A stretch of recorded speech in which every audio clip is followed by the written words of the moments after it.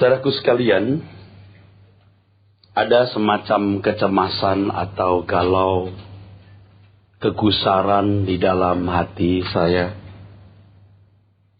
terhadap kenyataan keadaan jemaat Tuhan hari-hari ini. Tidak sedikit orang Kristen yang sudah merasa menjadi umat pilihan yang berada di jalan yang benar. Padahal belum tentu demikian. Tidak sedikit jemaat yang merasa sudah menjadi umat pilihan Allah dan berada di jalan yang benar, padahal belum tentu demikian keadaannya. Kalau Alkitab menyebut mengenai domba yang sesat, itu berarti domba yang tidak tahu jalan pulangnya. Kalau Alkitab menyebut mengenai domba yang sesat, itu berarti tidak tahu jalan yang harus ditempuh. Seperti anak yang tidak tahu jalan pulang ke rumah. Demikian juga orang tersesat. Banyak orang Kristen yang berkeadaan seperti anak-anak yang tidak tahu jalan pulangnya. Tetapi mereka merasa sedang dalam perjalanan pulang dan merasa ada di jalan yang benar. Betapa menggusarkan ini. Betapa mencemaskan ini. Merasa ada dalam perjalanan pulang dan ada di jalan yang benar. Padahal tidak. Perjalanan pulang di sini sebenarnya hanya sebuah figurasi, sebuah gambaran, sebuah ilustrasi. Perjalanan pulang artinya perjalanan proses kehidupan untuk memiliki keadaan yang berkenan di hadapan Bapa di surga. Perjalanan pulang di sini artinya perjalanan proses kehidupan menuju keadaan yang berkenan di hadapan Bapa di surga. Berapa banyak di antara kita yang sungguh-sungguh benar-benar dalam satu proses yang jelas dengan hasil yang signifikan, hasil yang memuaskan, benar-benar menuju karakter, watak, kepribadian, mental yang dikehendaki oleh Bapa. Yang dikehendaki oleh Bapa adalah karakter mental pangeran-pangeran kerajaan Allah yang berwatak seperti Allah Bapa sendiri. Jadi kalau Tuhan Yesus berkata kamu harus sempurna seperti Bapa di surga sempurna, itu tidak main-main, saudara. Itu tidak main-main. Itu tidak main-main. Itulah sebabnya kekristenan bukan agama tetapi jalan hidup. Christianity is not religion but the way of life. Saudara, dikatakan secara ekstrim bukan agama, maksudnya agar kita bisa membedakan antara kekristenan dan keberagamaan pada umumnya. Sebab ada satu unsur dalam kekristenan yang hampir tidak ditemukan dalam keberagamaan, yaitu proses menjadi anak-anak Allah. Proses memiliki karakter seperti Allah yang disembah. Yohanes pasal 1 ayat 12-13, Alkitab mengatakan yang menerimanya diberi kuasa atau eksosia supaya menjadi anak-anak Allah. Bapak Ibu saudara sekalian, menjadi orang Kristen dan pergi ke gereja bukanlah jaminan orang yang sudah menemukan kembali jalan pulangnya. Banyak orang Kristen berpikir kalau sudah mengenal Tuhan Yesus dan mengatakan percaya, berarti otomatis sudah menemukan jalan pulangnya. Belum tentu. Ibarat orang yang sedang bepergian, Orang Kristen yang hanya mengenal secara dangkal dan pergi ke gereja, itu baru menemukan peta perjalanan. Baru menemukan peta perjalanan. Peta perjalanan itu tidak otomatis membawa seseorang ke tempat tujuan. Tuhan Yesuslah petanya. Kalau seorang musafir menemukan peta perjalanan menuju tempat yang dituju, bukan berarti ia sudah sampai tujuan. Peta itu bukan hanya diyakini benar. Bukan hanya diyakini peta ini benar. Diakui peta ini benar. Tetapi harus belajar bagaimana cara membaca peta. Harus belajar cara membaca peta. Dan menjalani peta itu. Saudara sekalian, hal ini bukan berarti saya meremehkan Tuhan Yesus. Kalau saya menyampaikan Yesus dengan peta. Saudara, Tuhan Yesus membayar mahal untuk membangun peta itu atau menciptakan peta itu. Membayar sangat mahal. Tuhan Yesus harus meninggalkan kemuliaan. Harus meninggalkan kemuliaan, saudara. Ia harus mengosongkan diri. Filipi 2 ayat 5-7. Ia harus mengosongkan diri. Tuhan Yesus mengalami pertumbuhan seperti manusia pada umumnya. Lukas pasal 2 ayat 52. Tuhan Yesus dalam segala hal disamakan dengan manusia lain. Ibrani, ini penting dibaca. Ibrani 2 ayat 17. Mari kita lihat Ibrani 2 ayat 17. Ibrani 2 ayat 17. Ibrani 2 ayat 17. Ya, biar yang lain menemukan dulu, Pak.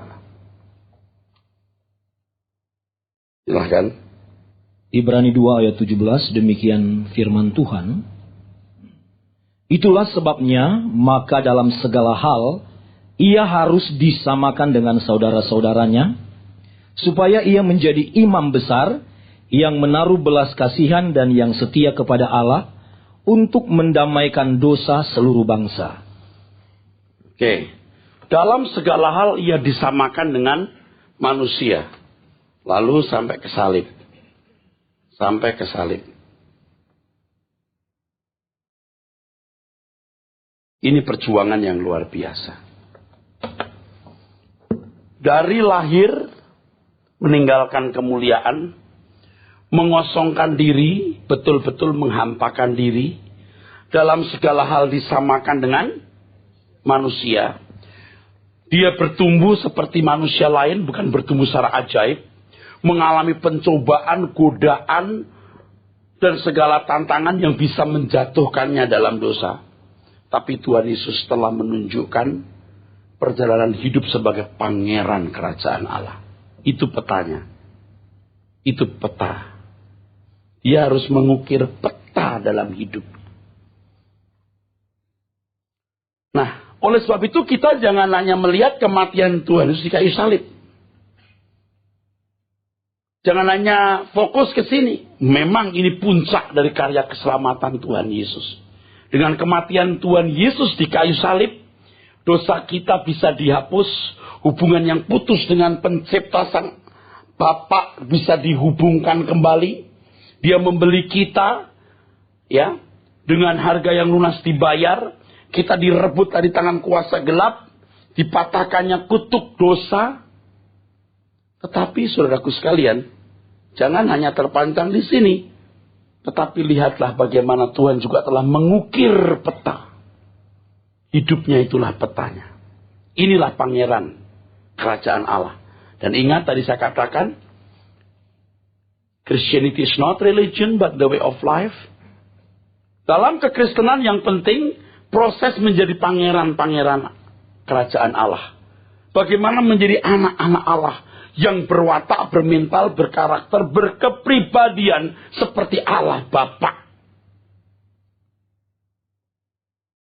Petanya siapa? Tuhan Yesus. Petanya Tuhan Yesus. Kalau saya ilustrasikan kematian Tuhan Yesus ini, saudaraku sekalian, ini seperti uang pembayaran. Mau masuk sekolah, harus bayar uang muka. Ini tidak bisa kebayar sama siapa-siapa, oleh siapa-siapa. Only by grace, hanya karena anugerah. Sola gracia, hanya oleh Tuhan. Tuhan Yesus yang bisa bayar. Tapi kalau saudara masuk sekolah, dibayarin uang mukanya, tidak otomatis jadi sarjana. Tidak otomatis lulus. You perlu belajar. Tuhan Yesus bayar uang sekolahnya. Tetapi you harus belajar. Belajar apa? Kehidupan Tuhan Yesus yang menjadi apa tadi? Petanya. Jadi banyak orang yang tidak menyadari hal ini. Kalau kelas saya kebayangkan, kalau saya gambarkan sampai kelas 7, banyak orang yang dari usianya, ditinjau dari usianya sudah kelas 7. Tapi dilihat dari mentalnya kelas 2. Ini membuat kita yang di atas 50 tahun merasa harus punya sense of crisis. Mengejar ketinggalan saudara di sini. Jangan sombong. Anda mau cantik, mau ganteng, berkedudukan tinggi, berjabatan tinggi, mau kaya, itu nggak ada nilainya di mata Tuhan. Biar pendeta juga nggak ada nilainya. Yang memberi nilai itu sikap hati. Nah, kita ini kan begitu melek yang kita lihat mama papa, yang kita idola mama papa. Nah, kalau mama papa hidup dalam kebenaran, wah itu warisan yang tak ternilai. Kalau orang tua sendiri hanya beragama tapi tidak memahami kebenaran, apanya yang mau diteladani? Lalu besar dikit mulai melihat bintang film. Kalau dia menjadi orang terkenal, obsesinya bintang film. Petanya adalah bintang film. Kalau yang jadi obsesi adalah pendidikan, yang jadi petanya sarjana, master, para doktor, guru besar, lektor, profesor. Kalau yang jadi obsesi itu kekayaan, yang dia para konglomerat. Petanya sudah salah. Mestinya dari anak sekolah minggu, para remaja-remaja, itu petanya itu adalah Tuhan. Tuhan Yesus. Tuhan bayar mahal harga membangun itu. Membuat peta ini luar biasa sulitnya. Dan tidak ada yang bisa melakukannya kecuali Tuhan Yesus. Dan bersyukur kita mengenal dia. Banyak orang yang tidak bisa mengenal karena dari kecil sudah dicekoi indoktrinasi yang salah. Allah tidak mungkin punya anak. Ya toh? Udah cukup. Allah tidak mungkin jadi manusia. Siapa yang bisa percaya? Nah kalau saudara percaya, ini anugerah. Anugerah. Tapi saudara dituntut untuk sempurna. You must be perfect. Anugerah itu jangan disia-siakan. Mungkin peta saudara bukan konglomerat bagaimana. Peta saudara hanya orang di sekitar saudara. Wajarnya orang hidup punya pasangan.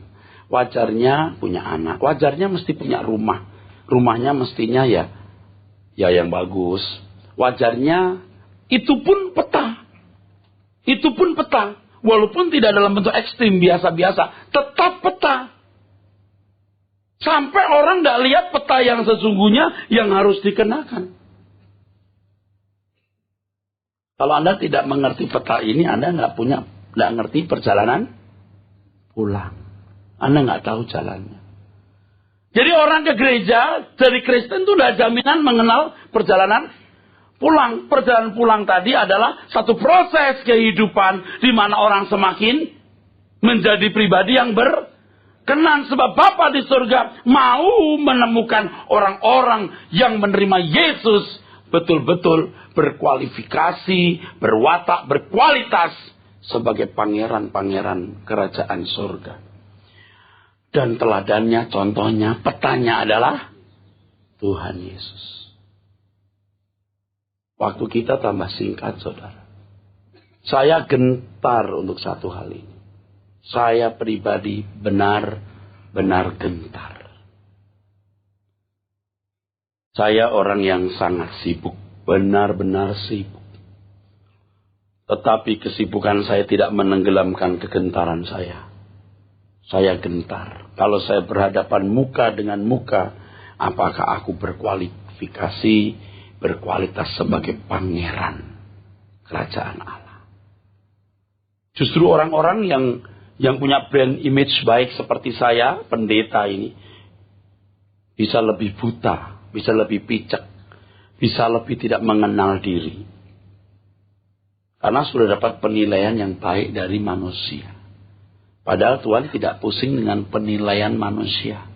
Tuhan menilai kita dari pandangannya, saudaraku.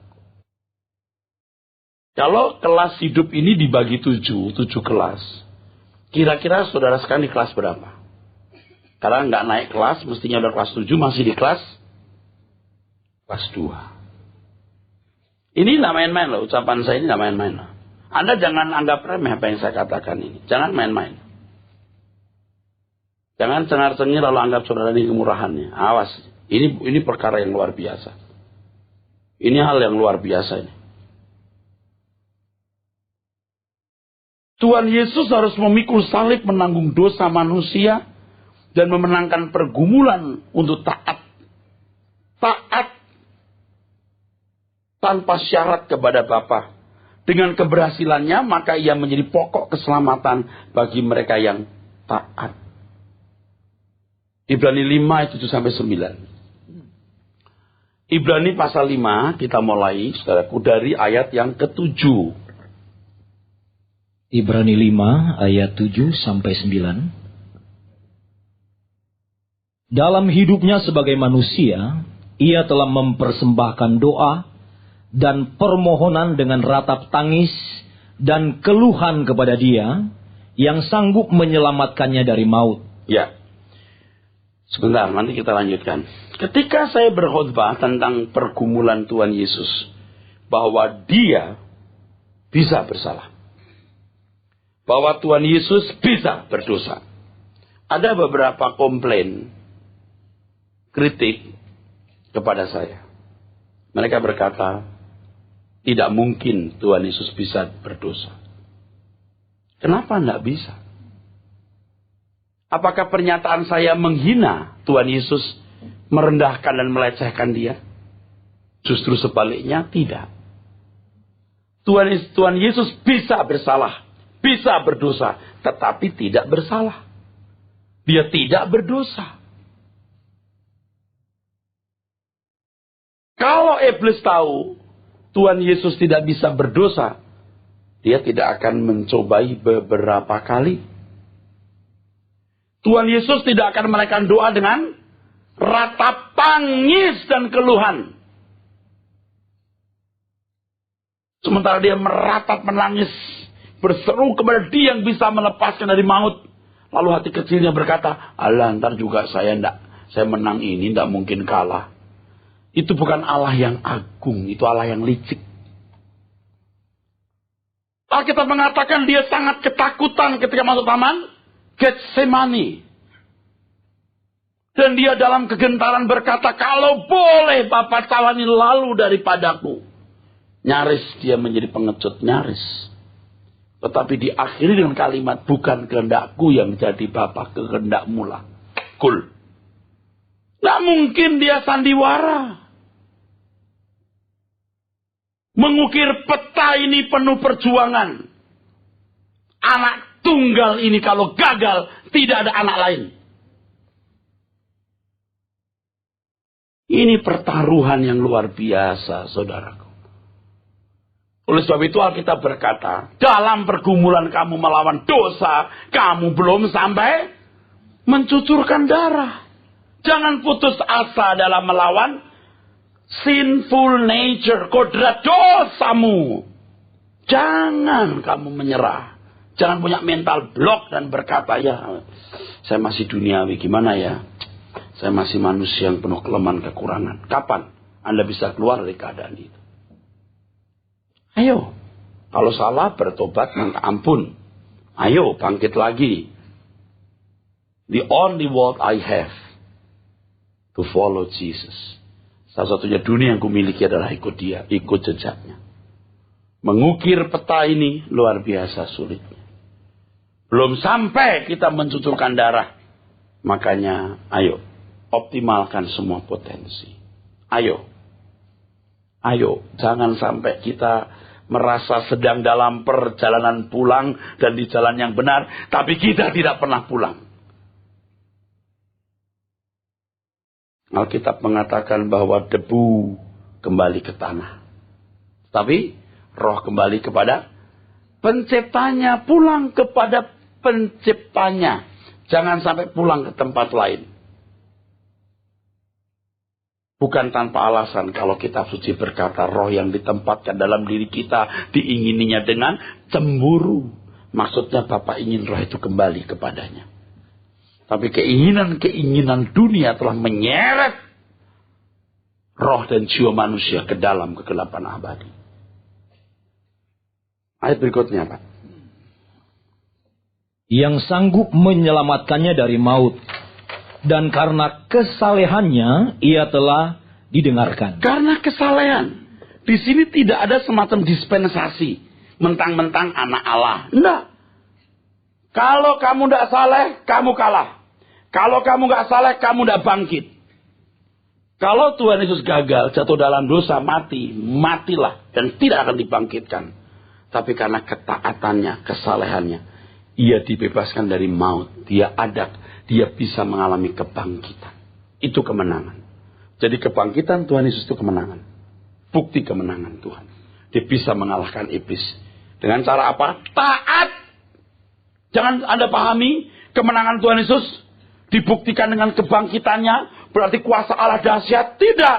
Kemenangannya itu ditandai oleh ketaatannya sampai mati. Amin. Baru dibangkitkan. Allah Bapa tidak bisa membangkitkan dia kalau dia tidak saleh.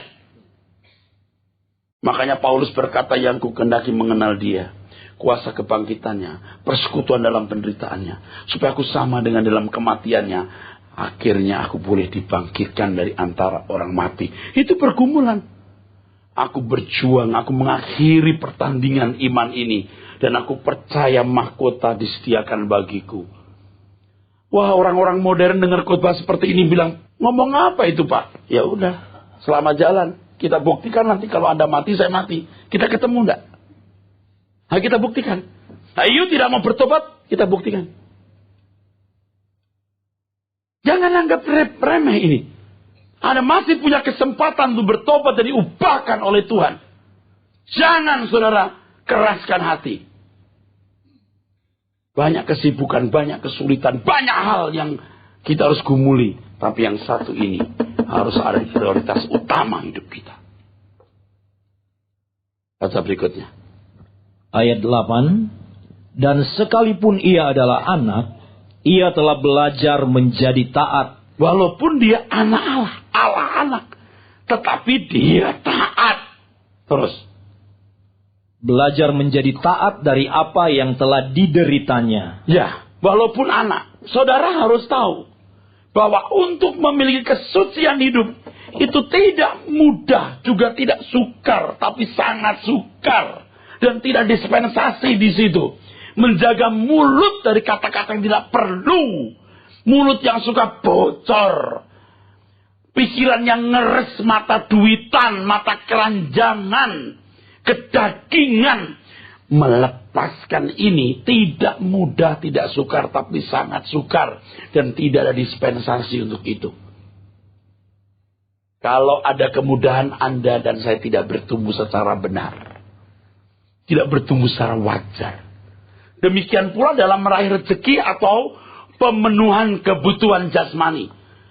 Banyak ajaran yang tidak alkitabiah dan yang mengesankan kalau orang Kristen cari rezeki lebih mudah. Buktikan. Anda lihat orang-orang Kristen yang rajin ke gereja. Yang doanya kenceng. Lihat. Yang rajin ke gereja. Doanya kenceng. Tapi tidak kerja keras. Tetap miskin. You buktikan. You lihat. Bukti yang lain. Negara-negara yang non-Kristen mayoritas tidak beragama. Tapi subur dan makmur. Saya nggak perlu sebutkan atau sebutkan. RRC apakah betul kenal Yesus? Mayoritasnya tidak. Komunisme ini Jepang kok maju, subur, negara berkembang. Tidak negara maju. Tanpa Tuhan, karena bertanggung jawab.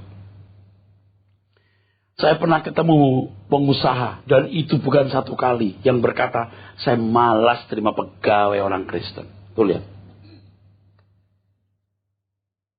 Ini ajaran yang salah sih. Yang dikesankan jadi Kristen itu nanti lebih lancar rezekinya. Ini benar-benar ngawur, saudaraku. Yang doanya agar rekening-rekeningmu diisi penuh-penuh. Itu mistik. Dompet tasmu akan dipenuhi lembaran-lembaran, tapi dipadat-padatkan. Apa? Padat bon utang kali.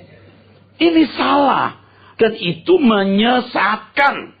Dan banyak ya, ajaran seperti ini yang beredar. Itu merusak kinerja. Salah, saudaraku. Tuhan yang adil, Tuhan yang memberi kesempatan anak-anak Tuhan bergelut dengan kesulitan ekonomi, bergelut dengan kesulitan alam, supaya otot-otot mentalnya bertumbuh. Di situ yang benar. Juga dalam kesucian hidup. Pasti sudah diberkati. Bukan mudah-mudahan. Mudah-mudahan saya diberkati Tuhan. Tidak ada kata mudah-mudahan. Kalau engkau rajin bekerja, rajin jujur, hemat, giat, bisa dipercaya, bersosialisasi dengan baik, pasti diberkati. Itu pasti, nggak ada mudah-mudahan. Nggak usah minta berkat Tuhan, karena berkat telah Bapa sediakan setiap kita, dan kita tinggal meraih. Tapi nggak mudah, harus berjuang. Tapi Pak, kita harus berjuang, tapi juga berdoa. Maksud lo? Supaya dikasih, kurang ajar. Sebab yakin Tuhan sudah sediakan. Kita harus berjuang untuk itu. Amin. Tapi ada yang kedua, mental harus bagus. Harus bisa dipercayai Tuhan. Jangan banyak duit, kawin lagi. Oke? Ini rusak nih jadinya. Terus. Ayat 9. Dan sesudah ia mencapai kesempurnaannya, ia menjadi pokok keselamatan yang abadi bagi semua orang yang taat kepadanya. Setelah sempurna, dia baru jadi peta. Kalau Tuhan Yesus bininya 3. Ibu-ibu mau punya suami yang ikut Tuhan Yesus, ikuti jejaknya. Coba saya tanya. Kalau Tuhan Yesus tangannya berdarah membunuh orang, mau punya suami ikut Tuhan Yesus, ikuti jejaknya? Enggak. Tuhan Yesus tidak demikian. Sebagai manusia, dia menampilkan manusia yang sempurna, yang bisa menjadi teladan dan contoh. Jangan bilang begini, habis dia Allah sendiri, rohnya roh anak Allah, tetapi dalam segala hal dia disamakan, sehingga ia bisa menjadi contoh. Kalau dia bisa, kita juga bisa. Paham ya? Patut jadi teladan, patut jadi contoh, dengan sikap hidupnya yang benar. Kelakuannya tidak ada yang bisa tidak tercela. Tidak tercela. Kelakuannya tidak tercela. Dalam seluruh sikap hidupnya, tidak ada yang bisa dicela. Tidak tercela. Maka patut dia menjadi pokok keselamatan. Pokok keselamatan di sini artinya sumber keselamatan. Bagi mereka yang taat. Nah, bagi yang taat. Taat. Taat apa? Taat menjalani apa yang Tuhan Yesus jalani. Taat mengikuti jejaknya. Sebab dialah model yang harus kita turuti, saudaraku. Saya tanya, saudara sudah taat belum? Saudara punya peta yang Anda pelajari? Pelajari Tuhan Yesus punya kehidupan. Pelajari pengajarannya. Anda menemukan peta itu. Baru menemukan. Kalau di film-film petualang seperti film-filmnya Harrison Ford. Betul ya? Wah, menemukan peta harta karun itu bertaruh nyawa loh. Bertaruh nyawa. Mesti bayar harga mahal.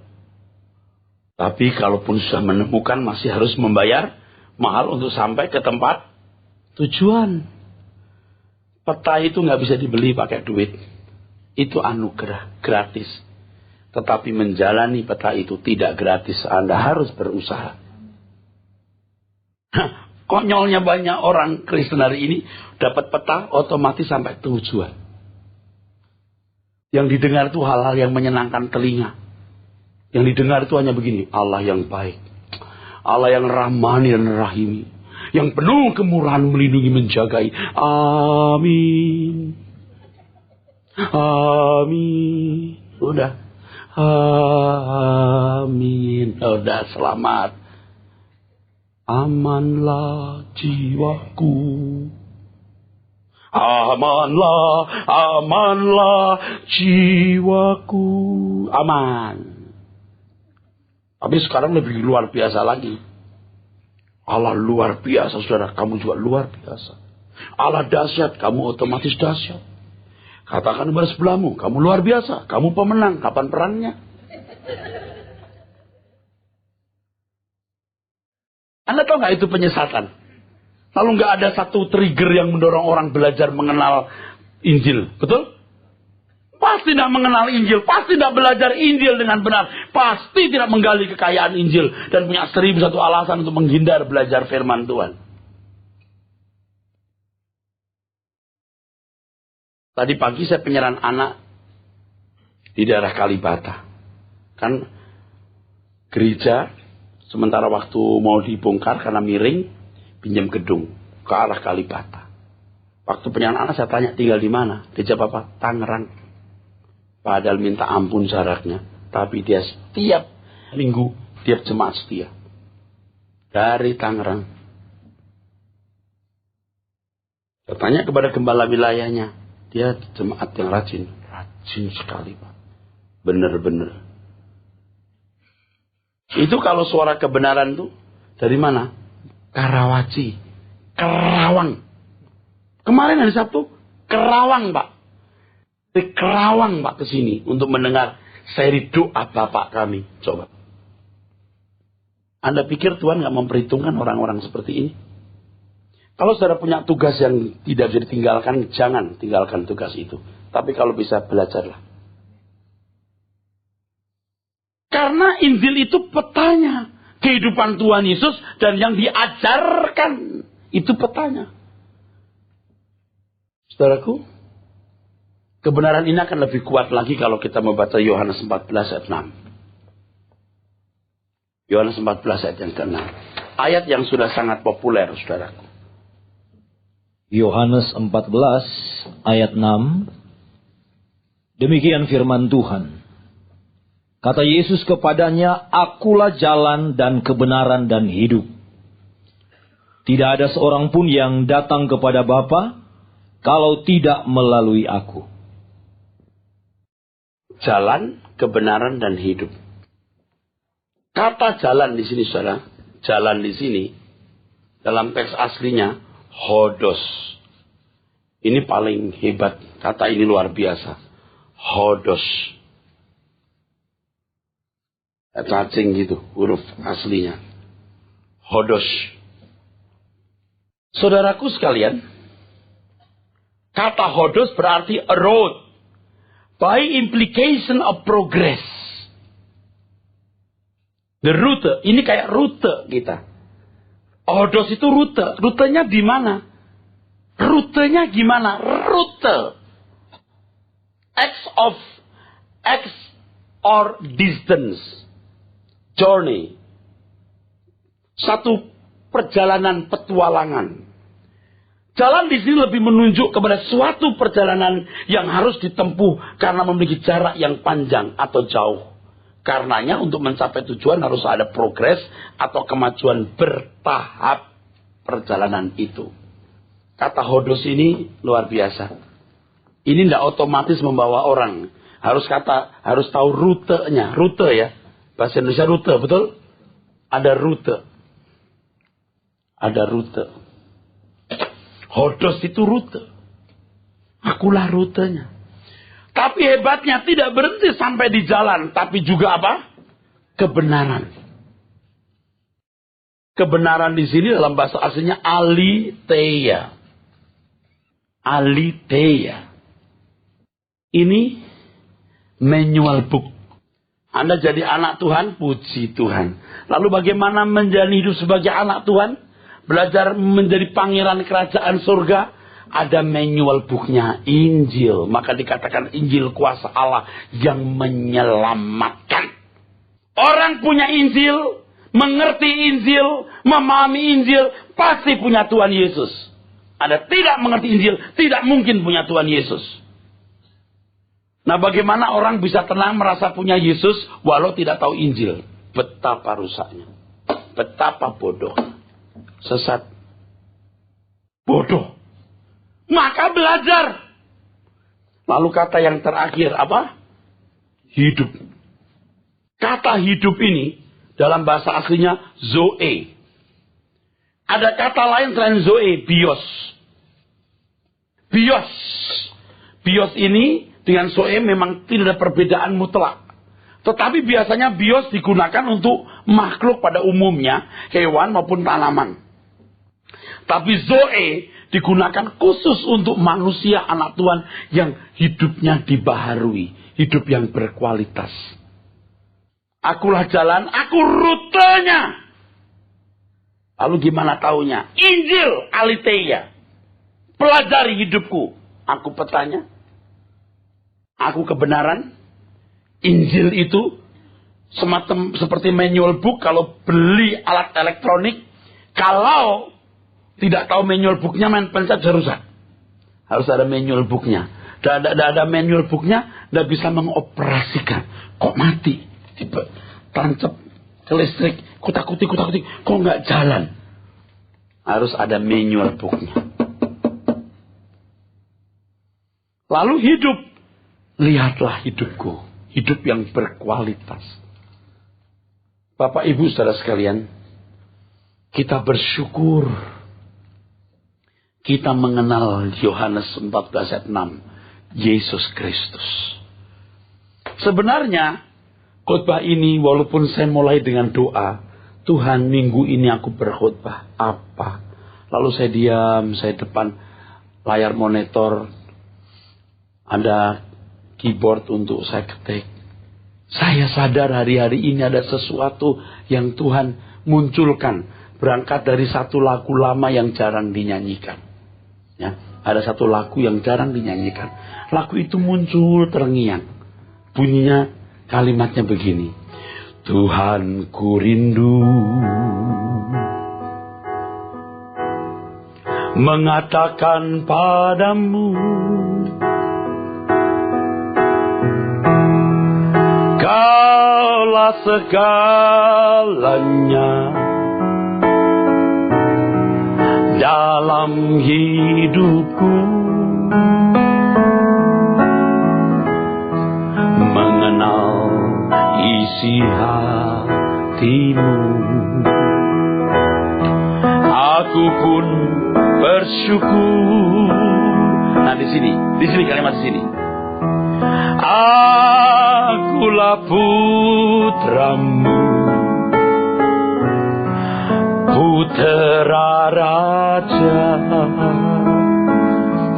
Kalau kita tengada ya menghadap Tuhan ya, doa kita, suara kita, pancaran kita melintasi langit-langit rumah kita, menembus langit-langit di atas horizon cakrawala kita, keluar dari solar system, ya, keluar dari tata surya kita, melintasi galaksi Bima Sakti, keluar di Bima Sakti melintasi banyak galaksi, lalu sampai ke langit ketiga.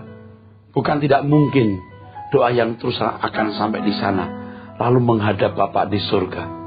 Akulah putramu, putra raja.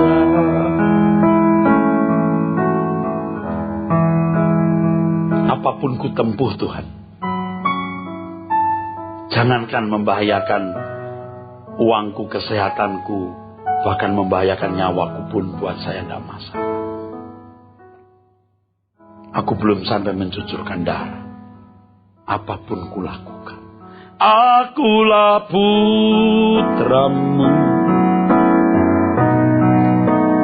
putra raja. Jadi Bapak Ibu Saudara sekalian, kalau Tuhan sudah memberikan petanya untuk kita, Dia bayar sekolah kehidupan dengan salib, dengan penderitaannya. Jangan sia-siakan kesempatan ini. Kesempatan yang berharga ini jangan sia-siakan. Harus ada komitmen, ada tekad, ada janji yang bulat. Aku mau Tuhan belajar petamu dan mengikuti jalanmu, supaya aku menemukan jalan pulangnya. Mari kita lihat di dalam Ibrani pasal 2 ayat 11. Ibrani 2 ayat 11. Sebab Ia yang menguduskan dan mereka yang dikuduskan, mereka semua berasal dari satu. Ya, ini kalimat menarik loh. Yang menguduskan dan dikuduskan berasal dari satu. Bapak Ibu Saudara sekalian, Allah Bapa di surga, ya, adalah Bapa kita, tapi juga Bapa Tuhan Yesus Kristus. Kita tidak mengatakan Yesus sama seperti kita, enggak. Dia adalah Allah, tetapi Dia adalah anak. Dari bibir Tuhan sendiri, Tuhan berkata, aku keluar dari Bapa. Dia ada sebelum segala sesuatu ini ada, praeksistensi. Bersama dengan Allah Bapa menciptakan bumi, dunia ini, saudaraku. Tapi Dia disebut sebagai anak tunggal. Ada 2 jenis anak yang dimiliki Bapa di surga. Yang pertama anak tunggal. Inilah Tuhan Yesus. Tetapi juga ada anak yang lain. Anak-anak Allah. Inilah kita, saudara. Ini jatuh dalam dosa. Nah, anak tunggal Bapa ini yang menguduskan dan dikuduskan berasal dari satu. Maka dikatakan Allah Bapa itu Bapa segala roh. Ini diselamatkan oleh anak tunggal itu. Dia menjadi petanya. Supaya ini mencontoh. Kalau tidak pernah jadi manusia, apa yang dicontoh? Dia harus menjadi nol dulu. Jadi manusia, mengosongkan diri. Belajar hidup. Dikatakan belajar dari penderitaannya. Baru kita bisa mencontoh. Dan Bapak di surga bisa berkata, bisa, kamu bisa seperti Dia. Bisa. Terus baca ayat berikutnya. Itulah sebabnya Ia tidak malu menyebut mereka saudara. Tidak malu. Maha pangeran itu ini. Kita pangeran-pangeran. Akulah putramu, putra raja. Kita ini diselamatkan jadi pangeran-pangeran. Maka harus mencontoh. Jadi jangan cukup puas dari orang Kristen ke gereja, belum. Ayo kita belajar, saudaraku. Mumpung masih ada kesempatan. Amin.